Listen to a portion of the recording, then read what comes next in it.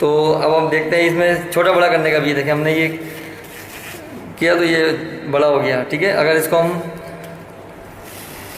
दोबारा बंद करें तो ये पेट के हिसाब से होता है, जितना पेशेंट का पेट होता है एब्डोमेन, उस हिसाब से हम ये साइज़ बना लेते हैं। तो ये लगाने के बाद ये देखें ये हो गया इसका, ये हमने इसके अंदर फंसाया, ठीक है।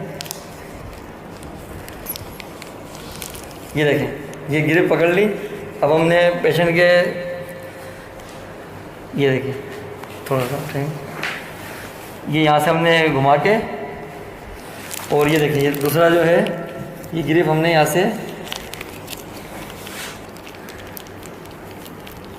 ये हमने गिरिप फंसा दी इसमें, ठीक है।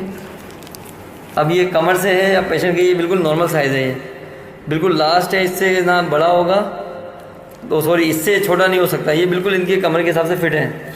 और इससे जो जिनके एब्डोमेन बड़े होते हैं